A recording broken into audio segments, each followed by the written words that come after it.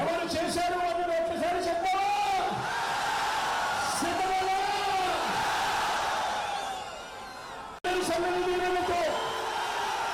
మీ బిడ్డ ప్రమాణ స్వీకారం చేసేది, ఆ తర్వాత పౌరమ కొనసాగించేది విశాఖపట్నం నుంచి.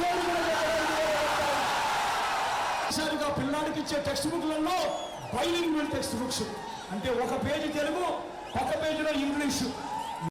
అటు మోడీ గారు ఇదే చంద్రబాబు గురించి గత ఎన్నికల ముందు ఏమన్నారో ఒక్కసారి గుర్తుకు తెచ్చుకోండి అని మనందరినీ కూడా కోరుతా ఉన్నా. పోలవరాన్ని తన ఏటీఎంగా మార్చుకున్న చంద్రబాబు గురించి అడుగుతా ఉన్నా. రాజకీయాలు అనేది ఏ స్థాయికి దిగజారిపోయాయో ఒకసారి గమనించమని అడుగుతా ఉన్నా. అంటే వారితో ఉంటే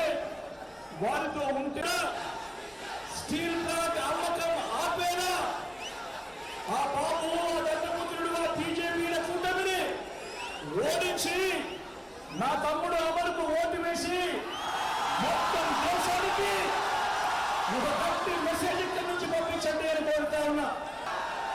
ఇది మీరంతా కూడా చూడాలక్క అన్న. మీరందరూ ఒక్కరి ఖచ్చితంగా మాత్రం మీరు ఒక్కసారి ఖచ్చితంగా 7,612 కోట్ల రూపాయలు వ్యవసాయ రుణాల మాఫీ జరిగిందా అని అడుగుతా ఉన్నాను. అంటే 60 నెలలు ఇంటూ నెలకు 2,000 అంటే 1,20,000 రూపాయలు. చెప్పండి, వీళ్ళు ఏ ఒక్కరికైనా ఇచ్చారా అని అడుగుతా ఉన్నాను.